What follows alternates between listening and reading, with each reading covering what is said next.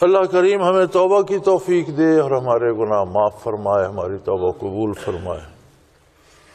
تو فرمایا اللہ کے جو بندے ہیں وہ خواہ مخواہ نہ کسی کو ناحق قتل کرتے پھرتے ہیں، نہ بدکار ہوتے ہیں، اور جو قتل کرتے ہیں ناحق یا بدکاری کرتے ہیں، ذالک یلقا اثاما، وہ بہت بڑا جرم کر رہے ہیں، بہت بڑا گناہ کر رہے ہیں، انہیں اندازہ ہی نہیں ہے کہ وہ کتنا بڑا جرم کر رہے ہیں۔ یضاعف لہ العذاب یوم القیامہ، قیامت کے روز ان دو جرائم کو خصوصی طور پر قرآن نے ذکر فرمایا ہے، ناحق قتل اور بدکاری، قیامت کو ان کا عذاب دو گنا کر دیا جائے گا، بڑھا دیا جائے گا، زیادہ کر دیا جائے گا۔ وَيَخْلُدْ فِيهِ مُهَانًا، اور یہ ایسا جرم ہے کہ وہ ہمیشہ ہمیشہ اس میں رہیں گے۔ عجیب بات ہے، یہ خلود فی النار جو ہے، آگ میں ہمیشہ رہنا، یہ کفر کی سزا ہے۔ اگر ایمان ہوگا کسی میں رائی برابر بھی تو وہ کبھی نہ کبھی جہنم سے چھوٹ جائے گا۔ بہت سے لوگ اللہ کریم اپنی رحمت سے چھوڑ دیں گے، بہت سے لوگ حضور کی شفاعت سے چھوٹ جائیں گے، بہت سے لوگ اہل اللہ کی برکات سے، بعض لوگ معصوم بچے جن کے فوت ہو جاتے ہیں وہ سفارشی بن جائیں گے۔ تو بہت سے بہانے ہیں بخشش کے اللہ کریم نے بنا دیے ہیں۔ تو یہ جو ہے قتل ناحق اور بدکاری، اس پر خلود کیسا ہے؟ عجیب بات ہے۔ حق یہ ہے کہ جو بندہ دوسرے بندے کی جان لیتا ہے وہ اپنی بڑائی کے لیے اور دوسرے کو تباہ کرنے کے لیے لیتا ہے، اور اسے عظمت الہی یاد نہیں رہتی۔ اگر کسی کے دل میں یہ بات ہو کہ میں اللہ کے سامنے جواب دہ ہوں تو کم از کم وہ قتل ناحق نہیں کرتا، زبانی کلمہ پڑھتا رہے۔ اللہ کریم فرماتے ہیں اس کا دل ایمان سے خالی۔ بدکاری کا بھی نبی کریم صلی اللہ علیہ وسلم نے فرمایا کہ انسان جب بدکاری کرتا ہے، برائی کرتا ہے، زنا کرتا ہے تو ایمان اس کے دل سے نکل جاتا ہے۔ دو چیزیں اکٹھی نہیں رہ سکتی کہ بندہ بدکاری بھی کر رہا اور اس کے دل میں ایمان بھی ہو۔ نبی علیہ السلام نے فرمایا کہ جب برائی کرتا ہے تو اس کا ایمان اس کے دل سے نکل جاتا ہے۔ تو اس کا مطلب ہے کہ ناحق قتل کرنا اور بدکاری کرنا، ان میں اور کفر میں کوئی دو رائے نہیں ہے۔ یہ کفر ہی کی ایک قسم ہے، انکار کی ہی ایک قسم ہے۔ بندہ زبانی انکار نہیں کرتا، اس کا کردار عظمت الہی کا انکار کر دیتا ہے۔ تو فرمایا ان کے عذاب کئی گنا بڑھا دیے جائیں گے اور ان میں ذلیل و خوار ہوتے رہیں گے، ہمیشہ یخلد فیہ مہانا، ہمیشہ ان میں ذلیل ہوتے رہیں گے۔ لیکن اللہ کی رحمت بے پناہ ہے۔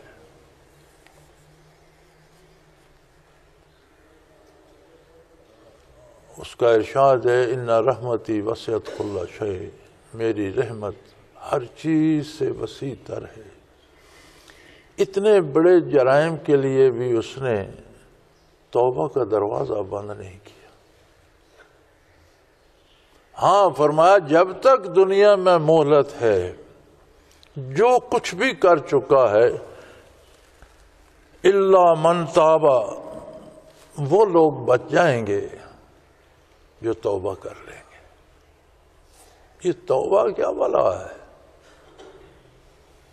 کہ لاکھوں جرائم کر کے، ایسے گناہ کر کے جن پر کفر کی سزا لاگو ہوتی ہے، قتل ناحق کر کے، بدکاری کر کے، لوگوں کے مال لوٹ کر، جانیں چھین کر، پھر توبہ کیسی؟ فرمایا جو توبہ کرتا ہے، توبہ ہے کیا یا اللہ؟ توبہ فرمایا یہ ہے وَآمَنَ، اپنا عقیدہ صحیح کرے، توبہ صرف یہ نہیں ہے کہ زبانی توبہ توبہ کہتا رہے، جو جرائم اس نے کیے اس کی وجہ سے اس کا ایمان خطرے میں ہے، پہلے اپنا ایمان درست کرے، اللہ کو ایسا مانے جیسے محمد الرسول اللہ صلی اللہ علیہ وسلم منواتے ہیں، ضروریات دین کو، آخرت کو، قیامت کو، فرشتوں کو، برزخ کو، ثواب و عذاب کو، جنت دوزخ کو، جو ضروریات دین ہیں ان کا اقرار کرے اور سچے دل سے مانے۔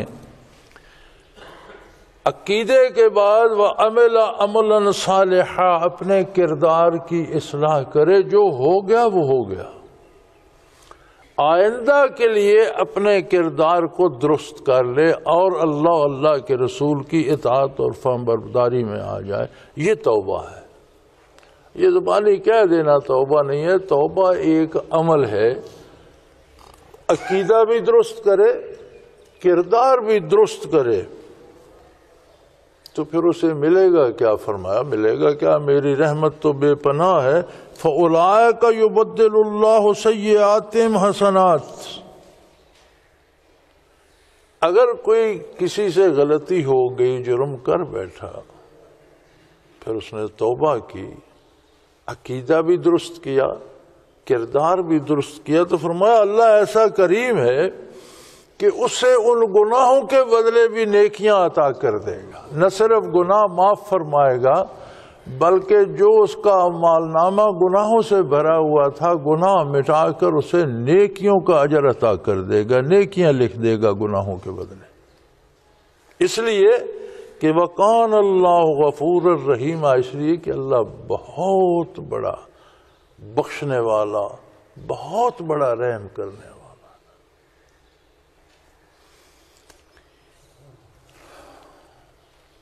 قرآن کریم کے اس انداز کو دیکھیے اور اللہ کریم کے ارشادات کو سمجھنے کی کوشش کیجئے تو یوں نظر آتا ہے، لوگ کہتے ہیں نجات مشکل ہے، قرآن کہتا ہے جہنم میں لوگ بڑی محنت سے جاتے ہیں،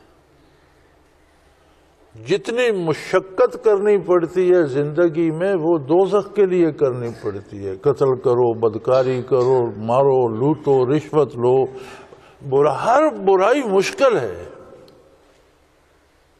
ہر برائی کے ساتھ دنیاوی مصیبتیں بھی لگی ہوئی ہیں، حکومت کے بھی وہ ادارے پکڑتے ہیں، قانون بھی پکڑتا ہے، جیلیں ہوتی ہیں، کوڑے لگتے ہیں، سزائیں ملتی ہیں، تو مشکل راستہ تو جہنم کا ہے، جنت کا راستہ تو بڑا شاندار، آسان، حلال کماؤ، جائز طریقے سے خرچ کرو، کسی کو آپ پر کیا اعتراض ہے؟ کوئی آپ پر کیا ناراضگی کرے گا؟ حکومت کیوں آپ سے خفا ہوگی؟ عدالت کیوں آپ کو پکڑے گی؟ لوگوں کی جان مال آبرو کو بھی اسی طرح جانو جیسے اپنی ہے، جیسے خود چاہتے ہو کوئی میری جان نہ لے، مجھے تکلیف نہ پہنچائے، کوئی میری عزت نہ لوٹے، کوئی میرا مال نہ لوٹے، اسی طرح سب چاہتے ہیں کہ کوئی ہمارے ساتھ یہ نہ کرے، تو دوسروں کا بھی لحاظ کرو۔ ایک شخص بارگاہ رسالت میں آیا مدینہ منورہ میں، کہنے لگے یا رسول اللہ میں نے اسلام قبول کر لیا، نمازیں بھی پڑھوں گا، روزے بھی رکھوں گا، زکوٰۃ بھی دوں گا، ساری اطاعت کروں گا، شراب بھی میں نے چھوڑ دی، نشے بھی چھوڑ دیے، ڈاکے بھی نہیں کروں گا، لوٹوں ماروں گا بھی، سب کچھ چھوڑ چھاڑ دیا سارا اسلام، لیکن مجھے عادت ہے، میں خواتین کے بغیر نہیں رہ سکتا، مجھے اجازت دے دی جائے کہ میں بدکاری کر لیا کروں۔ حضور اکرم صلی اللہ علیہ وسلم نے پوری توجہ سے اس کی بات سنی، شاید اب تو کوئی ہمارے پاس آئے تو ہم اس کا گلا پکڑ لیں، لیکن ہم ہیں، وہ بارگاہ رسالت تھی، آپ نے اس کی ساری بات سنی، کہا برخوردار ایک بات بتاؤ،